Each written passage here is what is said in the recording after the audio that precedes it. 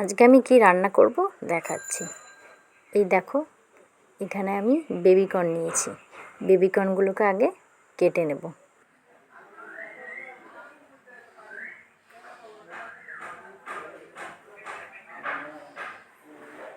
এইভাবে আমি বেবিকর্নগুলোকে ভালো করে কেটে নেব।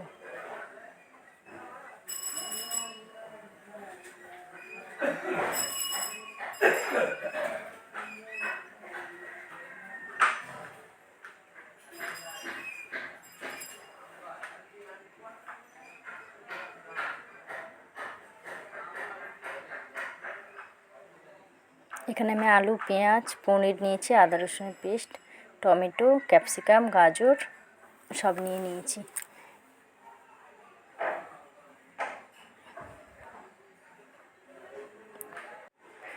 এখানে সব কিছু কেটে রেডি রেখেছি। পনির, টমেটো, ক্যাপসিকাম, পেঁয়াজটা একটু বড় বড় করে কেটেছি, চৌকো চৌকো করে। গাজর কেটে নিয়েছি, আলু সব কেটে নিয়েছি।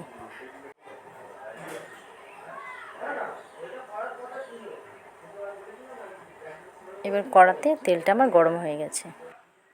তেলের মধ্যে আমি পনিরগুলো প্রথমে আমি ভেজে তুলে নেব।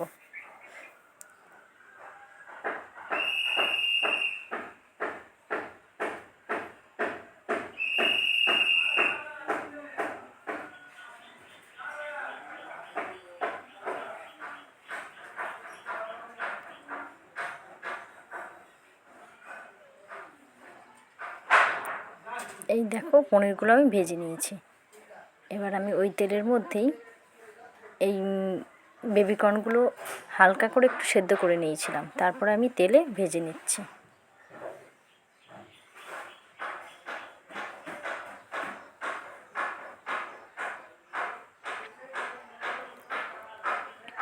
দেখতে পাচ্ছ লাল হয়ে এসছে।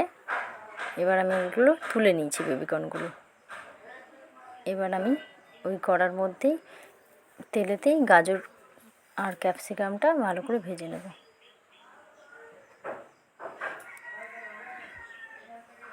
দেখতে পাচ্ছ সব সবজিগুলো আমার ভাজা হয়ে গেছে এখানে। এবার আমি ওই কড়ার তেলেই একটা তেজপাতা দিলাম কেটে।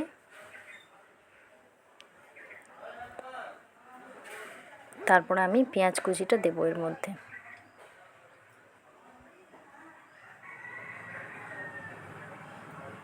পেঁয়াজটা ভাজা হয়ে এসছে। এবার আমি এর মধ্যে কেটে রাখা আলুটা দিয়ে দেব। আলুটাও একটু লাল করে ভেজে নেব পেঁয়াজের সঙ্গে।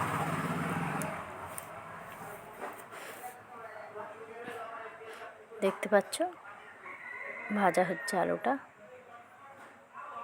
এবার আমি এর মধ্যে চিনিটা আমি দিতে ভুলে গেছিলাম তেলের মধ্যে, তাই অল্প একটু চিনি দিয়ে দিলাম।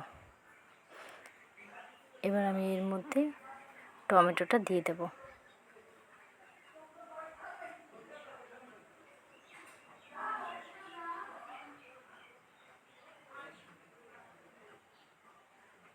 এবার আমি এর মধ্যে আদা রসুনের পেস্ট দিয়ে দিচ্ছি।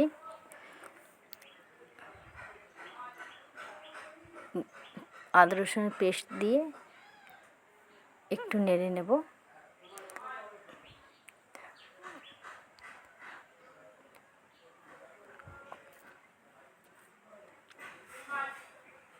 আর একটু আদা রসুনের পেস্ট দিতে লাগবে, তাই আমি আর একটু আদা রসুনের পেস্ট দিয়ে দিলাম।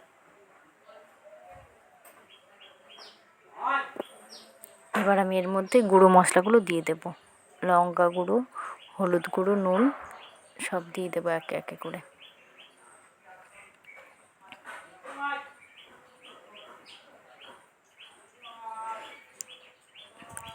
এবার এটা ভালো করে কষিয়ে নিতে হবে।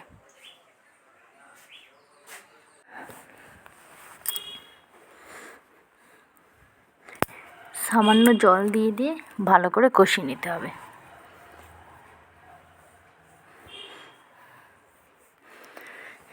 এবার কষা হয়ে গেছে, তাই সবজিগুলো আমি দিয়ে দিলাম।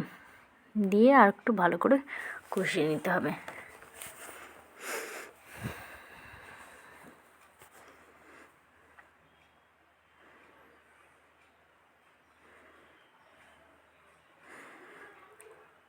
এবার আমার এটা সবজিটা কষা হয়ে গেছে।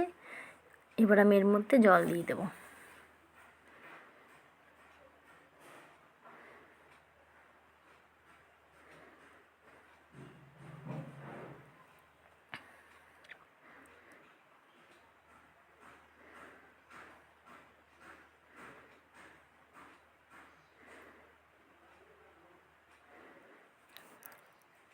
সবগুলো ভালো করে সেদ্ধ হবে, তাই আমি আর একটু জল দিয়ে দিলাম। দিয়ে এটা আমি ঢাকা দিয়ে দেবো।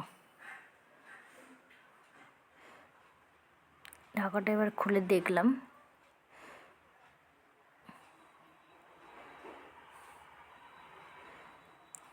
এখনও একটু বাকি আছে।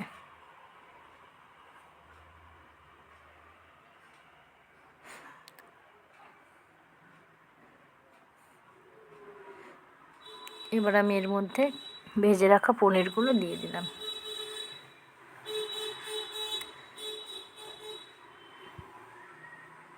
পনিরটা ফুটে গেলে গ্যাসটা বন্ধ করে দেবো।